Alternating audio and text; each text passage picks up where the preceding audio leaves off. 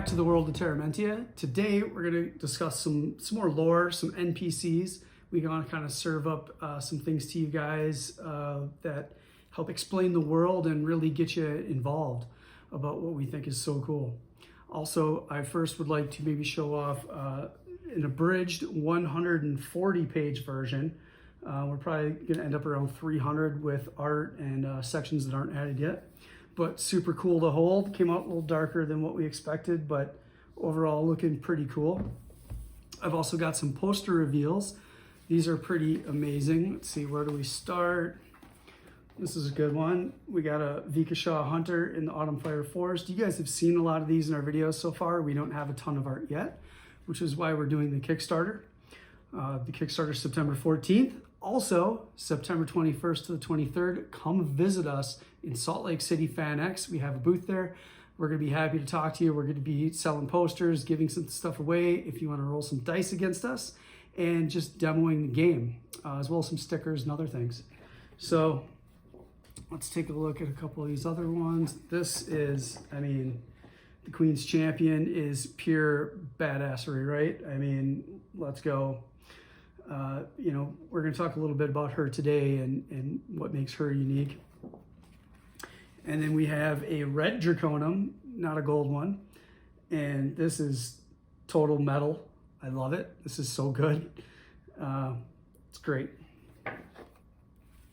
Then we also have a first to sport. That's going to be so much fun to give away and see people get, just to say, hey, you were first. This is our book cover.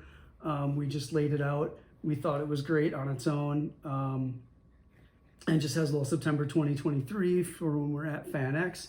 And you can say you were the first to support us. We've got a lot of really neat things prepared for the different Kickstarter tiers and stretch goals. Every backer that's non-digital is going to get a thank you in the back of the book. So your name could be in it. Some of the higher tiers, we might be talking about naming some dragons after people, and which is really exciting. Other stretch goals are going to be things like adding a starter adventure. We've got 4 more classes outside of the playable 18 in the core book. A couple of them are stretch goals. A couple of them are sneak peeks, really. We planned for a future expansion that we were affectionately calling Sailing the Emerald Sea, the Sea of Grass, the plains at Yorvik Crossroads. So that's really a sneak peek in some of those higher tiers, kind of an early access thing, I guess. And we're going to be doing posters and stickers as well, and some pre-made characters as well as other things.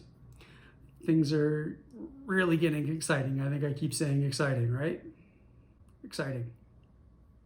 So let's start off by talking about some of the NPCs in Sunflow City, and then we'll expand out. Here we go. So you've all seen some of these pictures before, but this here is Lou. Marlu Windwalker. She is a Savan Druid.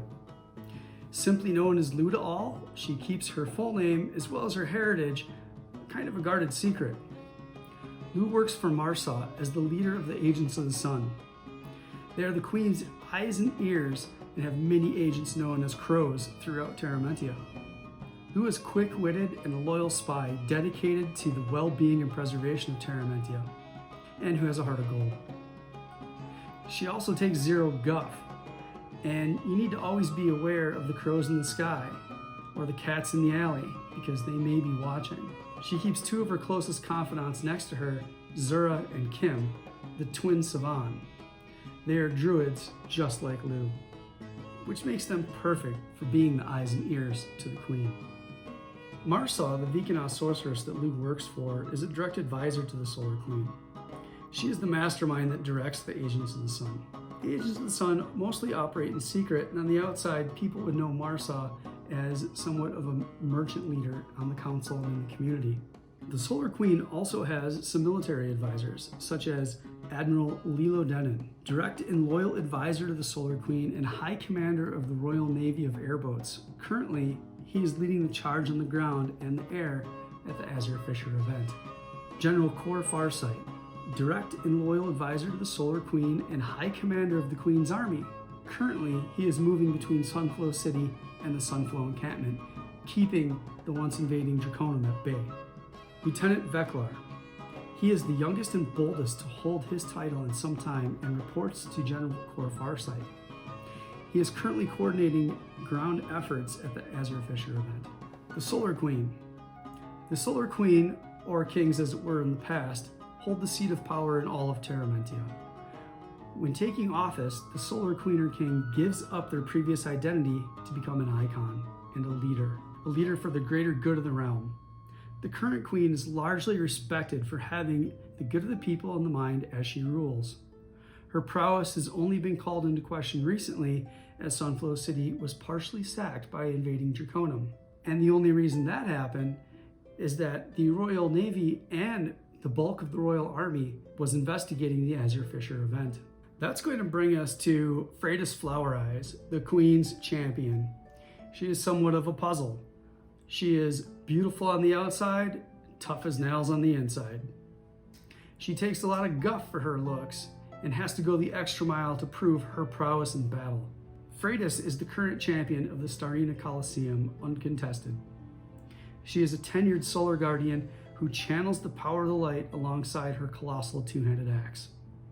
Many in the past have made the mistake of assuming she's just another charismatic face, only to be met with an impenetrable persona. Let's move on to Azure City and Azure Fortress. We're going to talk a little bit about Nelakor the Mad. He is a terramortal wizard. Nelakor is one who has lived well beyond his years, sustained by magic. After being one of the extremely rare beings to accomplish planar travel, he has started to go senile from the effects.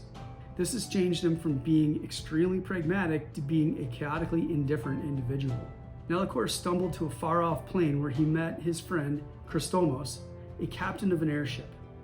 He was fascinated by this technology and convinced Christomos, who was interested in planar travel, to try to portal the entire airship back to Ter'Ra'Mentia.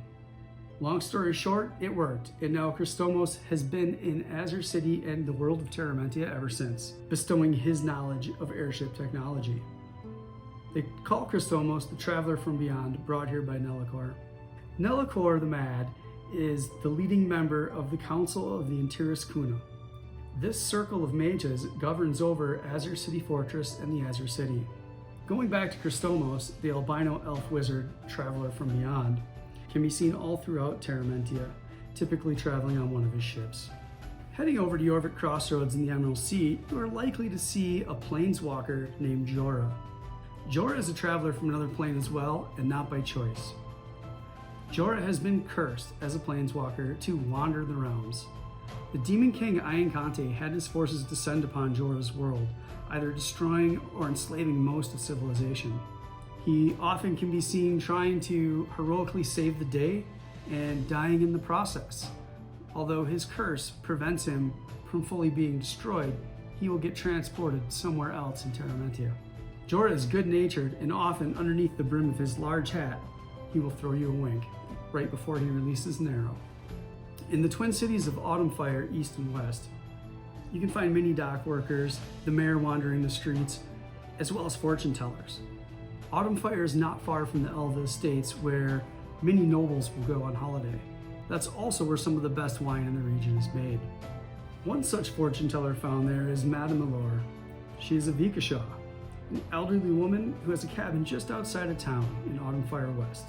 She often can be found in the streets reading fortunes to passers-by, as well as enjoying bread on a bench near a bridge.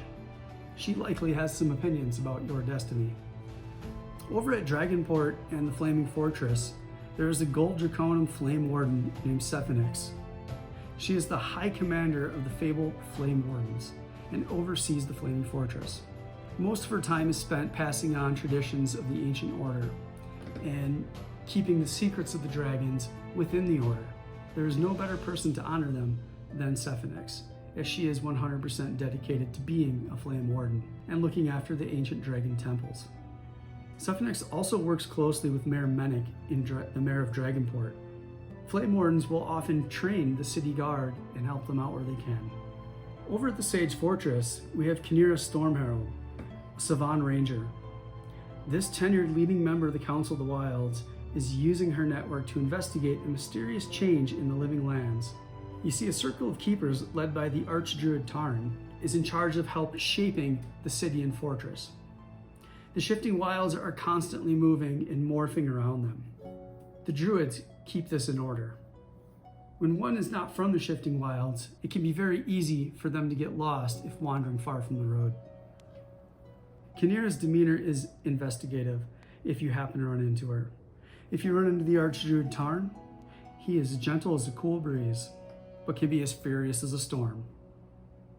The tribal mortals who have been allowed to make camp in the Ravaged Prominence at the city of Breator Hold and Bountiful are led by 3 tribal mortal humans.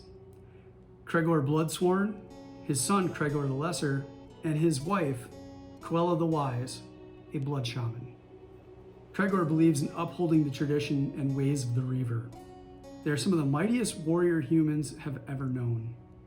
His command of the Reavers and wise counsel gained from his blood shamans keep people safe and secure. They were unable to stop their people from being pushed off of the desert and the Colossal Salt Rise by the Draconum fire wave. However, he did lead them to safety and made a deal with the Solar Queen to secure these lands. The Solar Queen views them as kind of a buffer, a sort of wall that is put up between the Ravaged Prominence and the rest of Ter'Ra'Mentia, helping to keep Draconum at bay. If you're wandering the Savanian forest with the dark canopy overhead, you may run into Lady Siloa. That's about all I can say about that. So we'll leave you with a little bit of cliffhanger mystery there. We did even get to mention the Winterlark in Selfstar Ranger Camp, or many others.